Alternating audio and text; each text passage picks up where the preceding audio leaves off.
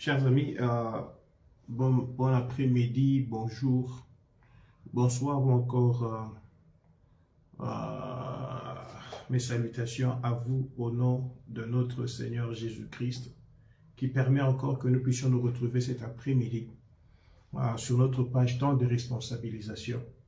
Et nous sommes à la 63e session de l'école de la foi. Donc je nous invite à nous connecter tous, les habitués qui êtes là, et nous souhaitons la bienvenue à toute personne qui sera là pour la première fois. Si c'est pour la première fois que tu nous suis, tu es vraiment la bienvenue. Nous rendons grâce à Dieu que nous t'ayons compté parmi les nôtres aujourd'hui. Et merci Seigneur pour ces instants que nous passons dans sa présence. Je disais, c'est l'école de la foi.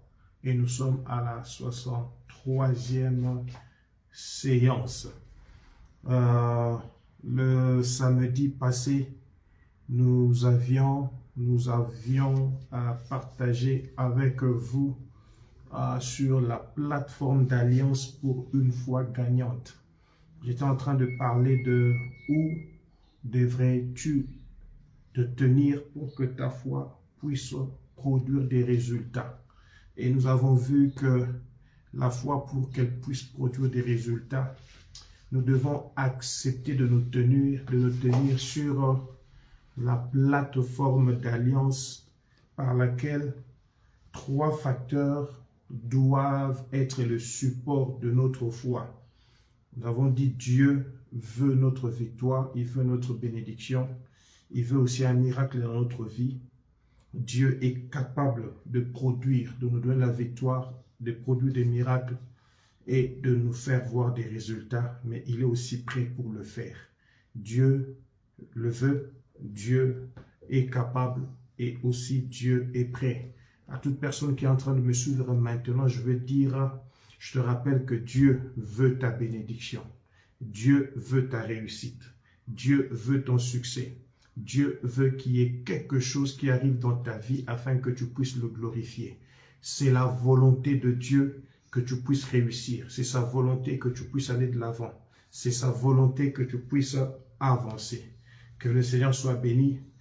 Shalom à Maman Cynthia Okende qui nous suit à partir de la France.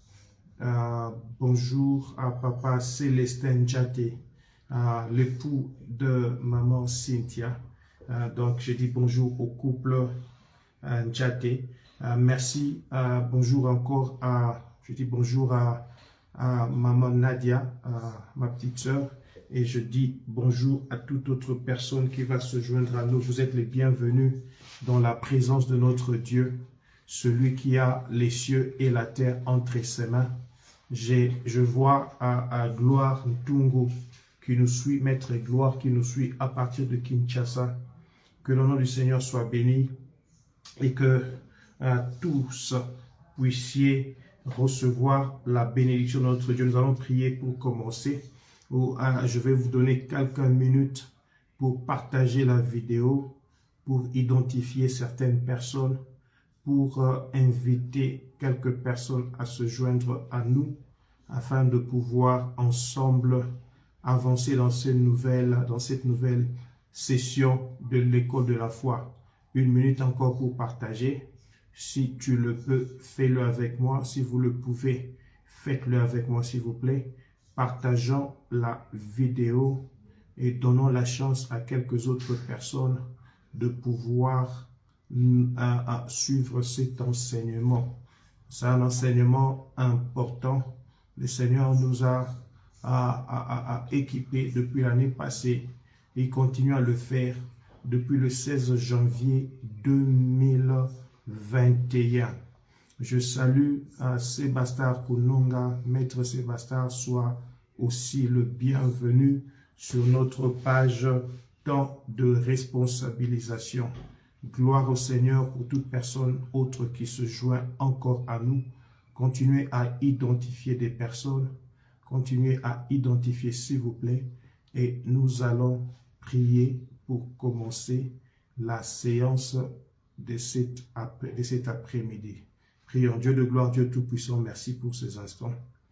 Ouvre ta parole au nom de Jésus-Christ. Amen.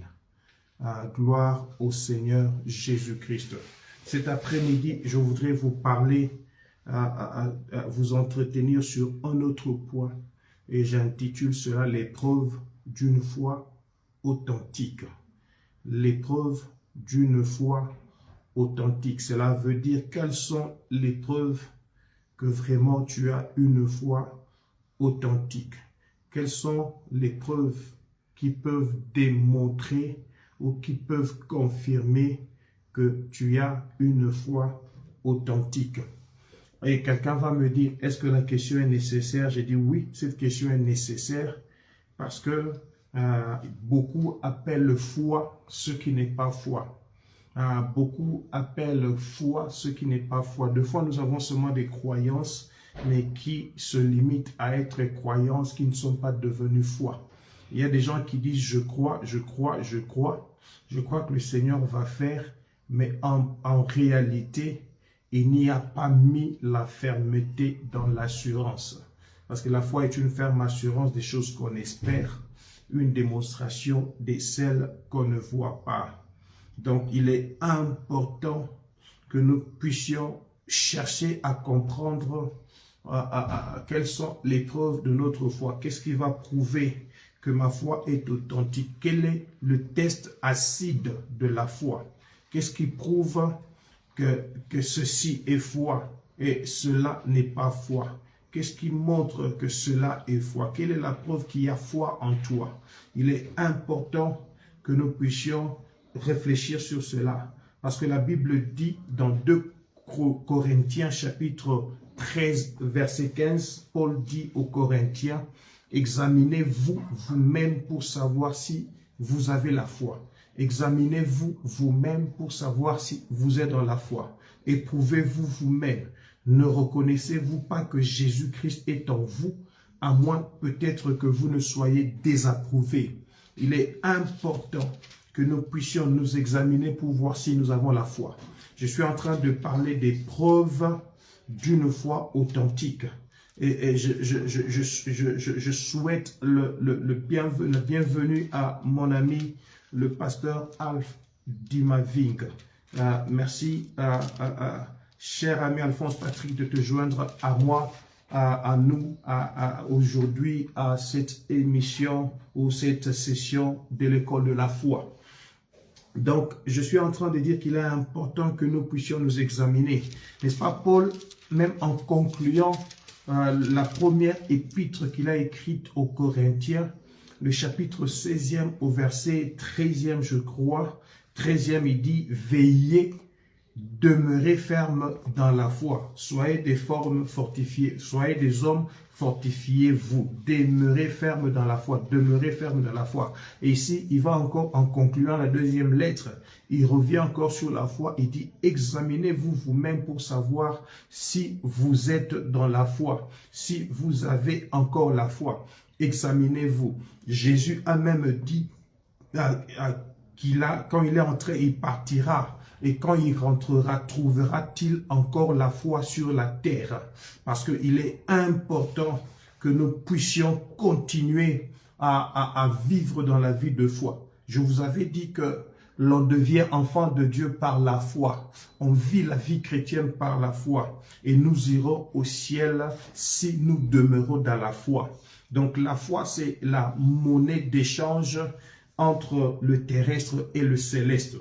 Pour nous terrestres devenus célestes par la grâce de Dieu, recevoir ce qui est du ciel, c'est notre foi qui nous qualifie pour cela. Nous sommes sauvés par grâce au moyen de la foi. La grâce de Dieu est venue vers nous, mais il faudrait que nous puissions croire à cela. Bien-aimés, il faut vous examiner toujours et savoir si vous êtes encore dans la foi. La foi, c'est quoi? La foi, c'est une ferme assurance des choses qu'on espère. C'est une démonstration de celles qu'on ne voit pas. Une ferme assurance des choses qu'on espère, une démonstration de celles qu'on ne voit pas. C'est-à-dire la foi doit donner des résultats. La foi doit produire des résultats. La foi qui s'opère, qui est opéré, doit être démontré. Parce que démontrer veut dire arriver à prouver l'existence de quelque chose. Démontrer veut dire arriver à une conclusion par un raisonnement qui paraît déductif. C'est-à-dire, je dis par exemple, tous les enfants sont malades. Or, X est un enfant, donc X aussi est malade. Je fais une démonstration par un raisonnement déductif, hein, et je suis en train de démontrer que comment on appelle ça, la thèse que j'ai donnée, elle est vérifiable aussi pour cet enfant-là individuel, parce que c'était une thèse qui rassemblait tous les hommes, tous les autres enfants. Donc la foi, je disais, doit donner des résultats. Et quels sont les résultats de la foi? Ce sont des choses qui sont espérées, qui doivent être palpées. Les choses qui étaient hier invisibles doivent devenir visibles. Donc la foi a pour réalité de pouvoir amener à la palpation des choses qui étaient encore espérées. Rappelez-vous que l'espoir ou l'espérance, c'est un sentiment qui entrevoit comme probable la possibilité pour moi de recevoir ce que je suis en train de désirer avoir dans le futur. Mais la foi maintenant va au-delà de l'espérance, parce que la foi n'est pas espérance, pourtant la foi c'est une ferme assurance de l'espérance. Donc la foi c'est ajouter l'assurance, mais une assurance ferme à ton espérance, afin que la deuxième partie de la définition devienne tangible, c'est-à-dire démonstration, arriver à démontrer les choses espérées qui n'étaient pas encore vues pour qu'elles viennent à être vues. Voilà pourquoi dans mon dictionnaire à moi je définis la foi comme voir sans voir pour enfin voir. Je dis voir sans voir pour enfin voir. Un homme de foi voit dans l'imagination, il voit dans ses rêves des choses que les autres ne voient pas encore. Mais comme c'est une espérance à laquelle est attachée une ferme assurance, la foi vient à être démontrée pour arriver à faire voir ce qui n'était pas encore visible, mais que moi je voyais dans mon esprit. Bien aimé, aujourd'hui, je veux vous parler rapidement de deux preuves d'une foi authentique. Je parlerai de la patience et je vais parler de la confiance en Dieu ou encore le dévouement. Il est important que ceci soit des ingrédients qui font que notre foi puisse devenir une substance qui va produire des résultats. La patience, la patience, la patience. Il n'y a pas de foi sans patience. La patience est très importante comme une preuve d'une foi authentique. Le prophète Ésaïe dit dans Ésaïe chapitre 28 au verset 16e, alors qu'il est en train de parler, il est en train d'amener un avertissement pour Juda. Il dit, c'est pourquoi ainsi parle le Seigneur l'Éternel, voici j'ai mis pour fondement en Sion une pierre, une pierre éprouvée, une pierre angulaire de prix, solidement posée. Écoutez la deuxième partie de ce verset, il dit, celui qui la prendra pour appui n'aura point hâte de fuir. Celui qui prendra cette pierre éprouvée, la pierre angulaire de prix, la pierre solidement posée, qui la prendra pour appui, n'aura point hâte de fuir. Et la version King James dit, celui qui croit en Dieu, celui qui croit ne doit pas se hâter. Celui qui croit ne doit pas se hâter. Celui qui aura la foi en la pierre angulaire sera rempli de patience au point qu'il ne va pas fuir, il ne va pas se hâter, il va faire les choses de manière patiente parce que la foi a besoin de la patience. Et lorsque nous lisons la Bible, et que l'on parle de Noé, c'est par la foi, Hébreux chapitre 11 verset 7, c'est par la foi que Noé divinement averti des choses qu'on ne voyait pas encore. Divinement averti des choses qu'on ne voyait pas encore. Voir sans voir pour enfin voir. Et saisi d'une crainte respectueuse, il construisit une arche pour sauver sa famille. Et c'est par elle qu'il condamna le monde et devint héritier de la justice qui s'obtient par la foi. Il devint héritier de la justice qui s'obtient par la foi. La foi authentique de mon frère, de notre frère Noé, c'est démontré dans sa patience. Pasteur, qu'est-ce que vous dites? Je suis en train de vous dire que lorsque Dieu a annoncé à Noé, lorsqu'il s'était repenti d'avoir créé l'humanité, l'homme qui voulait envoyer le déluge sur la terre pour venir éliminer l'homme et qu'il devait sauver la famille de Noé et quelques animaux, de père de chaque espèce animale, Dieu a demandé à Noé de bâtir une arche. Vous serez surpris avec moi que ça a pris 100 ans. Cela a pris 100 ans. Donc quand Noé a dit aux gens, c'est par la foi que je suis en train de construire cette arche, parce que des choses que les autres ne voyaient pas encore, Noé avait vu cela. Les gens pouvaient être en train de se moquer de lui. Ça n'a pas fait 2 ans, ça n'a pas fait 5 ans, ça n'a pas fait 2 jours, ça n'a pas fait 50 jours, ça fait plus de 50 ans, exactement 50 fois 2, ça fait 100 ans. Où est-ce que vous avez trouvé cela? Oui, Genèse chapitre 5, verset 32, la Bible dit que lorsque Noé a eu l'instruction de construire l'arche, chapitre 5 au chapitre 6, le chapitre 5 de Genèse, verset 32e dit que Noé avait 500 ans. Et lorsque vous lisez le chapitre 7e du verset 6 de Genèse, la Bible dit que lorsque le déluge est venu sur la terre, Noé avait 600 ans. Donc, depuis le temps qu'il a commencé à bâtir l'arche, jusqu'au temps où le déluge est venu, ça a pris 100 ans. Pasteur, qu'est-ce que tu dis? La foi, ce n'est plus du tic au tac. Je dis que la foi authentique, la foi biblique peut produire du tic au tac, mais la foi biblique demande aussi de la patience.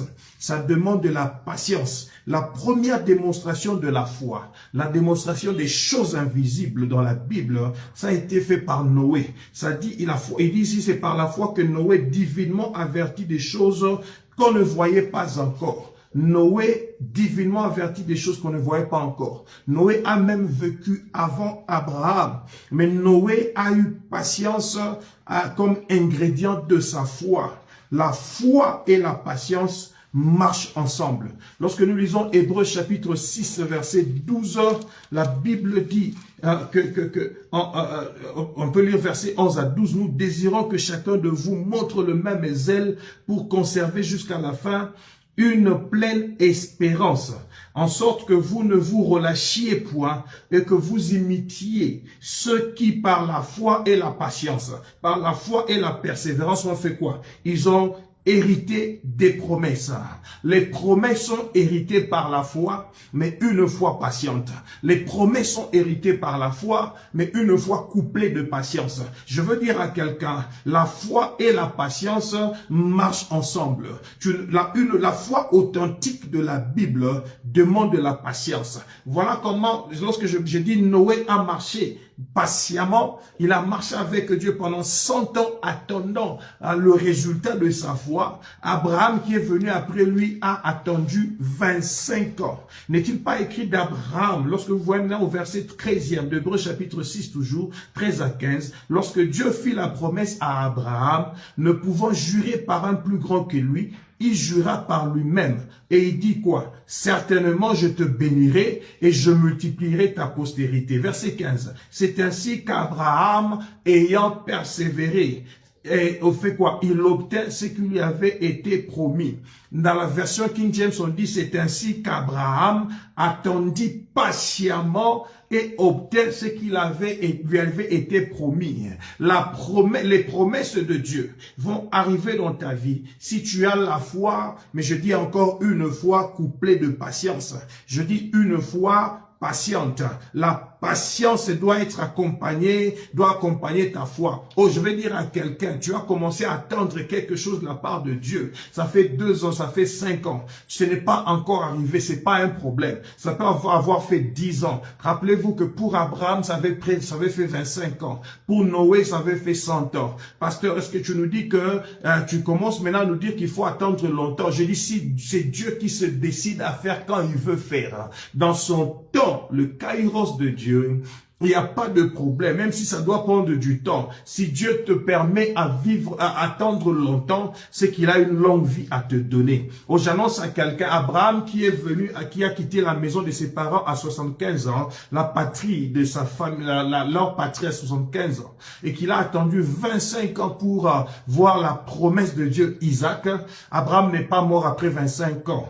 Après 25 ans, il a vu l'enfant. Abraham est mort à 175 ans. Donc le Seigneur lui a donné encore 75 ans à vivre après qu'il ait reçu l'objet de sa promesse. Aujourd'hui, à quelqu'un, ta vie sera prolongée. Si tu as attendu longtemps, ne te fatigue pas. Continue à attendre. La patience va te payer. La patience est la compagne de la foi authentique. La foi sans patience n'est pas authentique. Pourquoi? Il est écrit dans Isaïe 28, verset 16 partie B. Je l'ai lu dans King James. Celui qui croit ne doit pas se hâter. Celui qui croit ne doit pas se précipiter. Celui qui croit ne doit pas se précipiter ou bien perdre la patience. Dieu a parlé à Abraham et le résultat est venu après 25 ans. Donc, bien aimé dans le Seigneur, je suis en train de dire à quelqu'un, si tu attends dans la patience, tu vas voir les promesses de Dieu se réaliser dans ta vie. Mais beaucoup de gens n'ont pas de patience, ils attendent dans l'anxiété et dans l'agitation. La patience, c'est être stable pendant qu'on attend. La patience, c'est attendre sans anxiété, c'est attendre sans agitation. Le Seigneur m'a enseigné quelque chose sur la patience. Je l'ai dit plusieurs fois dans ma vie, c'est une leçon que le Seigneur m'a donnée un jour. Je suis allé prendre quelqu'un parce que je partais à l'église. Une sœur de l'église m'a demandé si elle pouvait avoir un lift. Je l'attends. Je lui dis à 8h30, je vais passer par là. Le culte commence à 9h. Et à 8h35, j'arrive là-bas, 33. La sœur n'est pas là. Elle n'est pas là. Elle n'est pas là. Elle n'est pas là. Je commence à appeler, elle me dit, pasteur, j'arrive tout de suite. J'étais déjà là, mais comme tu n'étais pas là, moi j'étais parti. Voyez bien aimé dans le Seigneur, elle n'a pas pu patienter. Elle est partie après 3 minutes. Mais moi maintenant, en l'attendant, j'ai attendu plus de 10 minutes. Il a commencé à faire 8h45, 8h50. À 10 minutes avant que le culte ne puisse commencer, j'étais encore en train de l'attendre là-bas. Et j'ai commencé à m'impatienter. J'ai commencé à bouillir dans mon intérieur. Le Saint-Esprit va me dire, Jean-Claude, tu vois, tu n'es pas patient. Je dis non, mais je suis patient. J'ai attendu cette sœur pendant 15 minutes pour qu'elle vienne ici. C'est alors que l'Esprit va me dire, la patience, ce n'est pas attendre. La vraie patience, c'est l'attitude de ton cœur pendant que tu es en train d'attendre. Quand tu attends, es-tu stable ou bien tu es dans l'agitation? Quand tu attends, es-tu courroucé, fâché ou tu as perdu ton contrôle? Donc la patience, c'est pas seulement attendre, mais c'est attendre sans anxiété, attendre sans agitation, attendre même sans murmure. Oh, je parle à quelqu'un et je prie pour quelqu'un qui est en train d'attendre. Que dans ton attente, tu ne puisses pas murmurer. Que dans ton attente, tu ne sois pas agité. Que dans ton attente, tu gardes ton calme. N'est-il pas écrit, Isaïe chapitre 30, verset 15, c'est dans le calme et la confiance que sera votre force. Le calme et la confiance. Deuxième élément, je vais parler comme preuve d'une foi authentique, c'est la confiance en Dieu ou encore le dévouement. Se donner à Dieu. Se donner à Dieu et lui faire totalement confiance. La foi authentique, bien aimé dans le Seigneur, habilite le croyant à être enraciné et fondé en Dieu. Être enraciné et fondé en Dieu. Il y a un homme dans la Bible qui s'appelle Job. Vous connaissez l'histoire de Job? Il a perdu 10 enfants un même jour. 10 enfants. Je ne parle pas d'un enfant, de 2 enfants, de 3 enfants. Il avait 10 enfants et ces 10 enfants sont tous morts en un jour. Oh, quel coup! Alors qu'on venait lui annoncer que les enfants sont morts, ou qu'on venait lui annoncer que les animaux sont morts, on vient dire aussi les enfants. Donc il a perdu ses biens, il a perdu ses enfants en un jour. Oh, que c'était dur. Je ne veux même pas imaginer cela. Alors que il continue à craindre Dieu, sa femme va venir lui dire dans le chapitre 2e verset 9, tu demeures ferme dans ton intégrité. Pourquoi tu ne maudis pas Dieu et tu vas mourir? Job a refusé de maudire Dieu. Pourquoi? Job était dévoué à Dieu. Job avait une confiance tous azimuts en Dieu. Il va dire dans le chapitre 13e verset 15, il dit, voici, quand même Dieu me tuerait, je ne cesserai d'espérer en lui. Quand bien même il me tuerait, je ne cesserai d'espérer en lui. La version d'Arbi dit, qu'il me tue, j'espérerai toujours en lui. Qu'il me tue, j'espérerai toujours en lui. La foi authentique, éprouvée par un dévouement permanent à Dieu, une confiance permanente à Dieu, pas aux choses, pas une confiance à un homme, mais une confiance qui est permanente et assidue à Dieu. Vous rappelez-vous des amis de Daniel, Meshach, Shadrach et Abednego.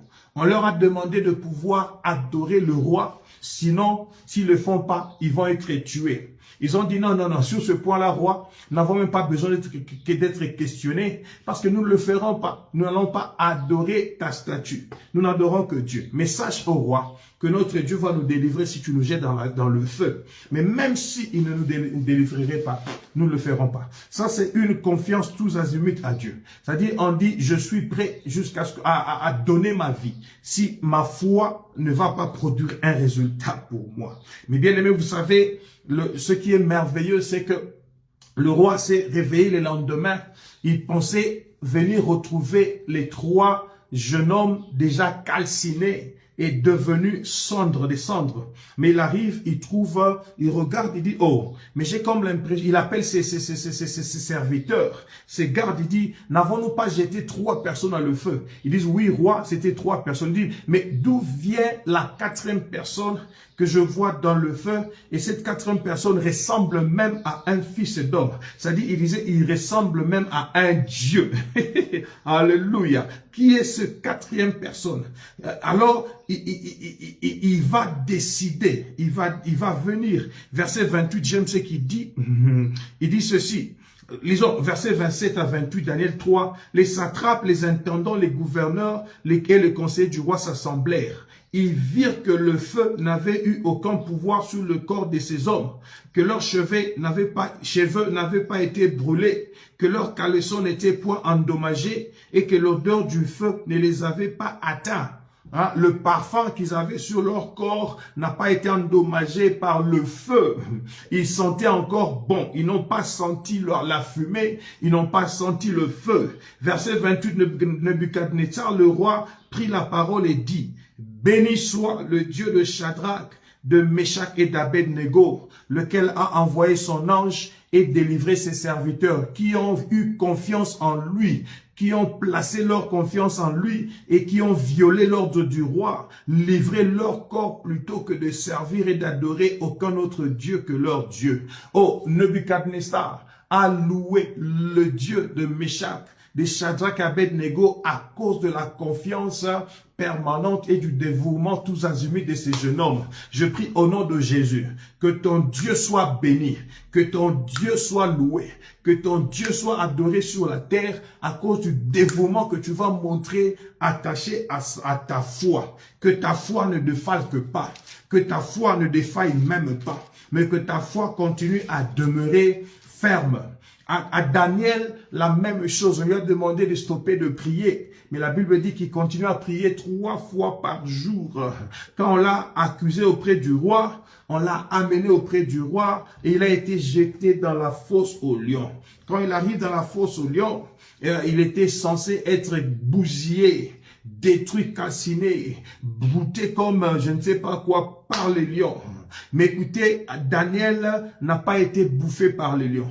Lorsque le roi va remarquer que Daniel est encore vivant, écoutez ce que la Bible dit. Daniel chapitre 6, verset 23. Alors le roi fut très joyeux. Il ordonna qu'on fasse sortir Daniel de la fosse. Daniel fut retiré de la fosse, écoutez ceci, et on ne trouva sur lui aucune blessure parce qu'il avait eu sa confiance en son Dieu. Si tu as la foi authentique de Dieu, qui est couplée d'un dévouement, d'une confiance permanente à Dieu, on ne trouvera sur toi aucune blessure. On ne trouvera sur toi aucune maladie. On ne trouvera sur toi aucune plaie. On ne trouvera sur toi aucun fléau. Je déclare au nom de Jésus, à cause de la confiance que tu vas placer en Dieu, qu'on ne trouve en toi aucun malheur, parce qu'il est écrit, Daniel fut retiré de la fosse et on ne trouva sur lui aucune blessure. Pourquoi? Parce qu'il avait eu confiance en son Dieu. Que ta foi puisse être couplée de confiance en Dieu, de dévouement en Dieu, qui est une autre preuve d'une foi authentique. Abraham a été testé dans sa foi avec Isaac, vous vous rappelez, et Dieu a amené plusieurs générations après Abraham dans la bénédiction. À cause de quoi? À cause d'un acte de dévouement d'Abraham. Parce qu'Abraham a été dévoué dans sa foi jusqu'à accepter d'aller offrir son fils à Dieu, le seul fils l'unique, alors que Dieu lui avait promis qu'il serait père d'une multitude. Donc Abraham comptait avoir la multitude par Isaac, mais Dieu a encore demandé la chose, la personne par qui la multitude devait venir. Abraham devait faire confiance en Dieu. Il devait avoir une foi confiante ou une confiance croyante pour accepter à faire ce que Dieu lui a demandé à faire. Lorsqu'il est parti pour offrir l'enfant, Dieu est revenu vers Abraham pour dire « Arrête, je sais maintenant, je reconnais maintenant que tu m'aimes et que tu me crains. » Donc tout ce temps-ci, Dieu n'avait pas encore vu l'amour d'Abraham, tout ce temps-ci, il n'avait pas encore vu la foi d'Abraham, jusqu'à ce qu'Abraham a démontré cela par une confiance forte en son Dieu. Hébreux chapitre 11, verset 17 à 19, il est écrit, Hébreux chapitre 11, verset 17 à 19, c'est par la foi qu'Abraham offrit Isaac lorsqu'il fut mis à l'épreuve et qu'il offrit son fils unique, lui qui avait reçu des promesses et à qui il avait été dit en Isaac, tu auras une postérité appelée de ton nom. Écoutez verset 19, il pensait que Dieu est puissant, même pour ressusciter les morts. Aussi, il retrouva son fils, ce qui est une préfiguration. Ici, c'est le mot parabole, qui est comme une parabole. Bien-aimé le Seigneur, le verset 19 dans la version Kenneth West dit, il comptait sur le fait que Dieu est capable de ressusciter même les morts, les morts. Il comptait sur le fait que Dieu est capable. N'est-ce pas, le samedi passé, je vous ai dit que la plateforme d'alliance pour une foi gagnante, elle se repose sur le support qui a 3 facteurs. Premièrement, Dieu veut ta victoire. Deuxièmement, il est capable de te donner cette victoire. Et troisièmement, il est prêt à te la donner maintenant. Dieu veut, il est capable et il est prêt à faire cela. Oh, bien-aimé le Seigneur, les hommes de foi sont conduits par la confiance en Dieu, par Dieu lui-même et non pas par les choses. Si tu es dans le groupe de ceux qui croient maintenant et ne croient plus, défaille encore. Crois encore, défaille encore, c'est que ta foi a besoin d'un traitement. Et le traitement que je viens te donner cet après-midi, c'est la confiance en Dieu. Je te prescris, bien-aimé le Seigneur, de pouvoir ajouter dévouement ou confiance totale en Dieu à ta foi. Dévouement veut dire être le même dans toutes les circonstances. Dévouement veut dire, ou encore confiance veut dire demeurer constant, même lorsque les choses viennent à te faire trembler. Lorsqu'on a confiance en Dieu, le dévouement va toujours préparer ma foi au triomphe. Bien-aimé le Seigneur, voilà ce que je voulais vous dire aujourd'hui. 2 preuves pour une foi authentique. Premièrement, nous avons parlé, je m'excuse, de la patience. Et deuxièmement, nous avons parlé du dévouement ou encore de la confiance totale en Dieu. À partir du samedi prochain, nous allons continuer pour vous parler de l'action correspondante. Pour que tu puisses prouver que ta foi est authentique, il faudrait la faire coupler à une action correspondante. On se retrouve samedi prochain à 13h, 13h, 13h, pas à 14h. À 13h, nous nous retrouvons pour la 64e session de l'école de la foi et nous allons continuer avec l'épreuve d'une foi authentique.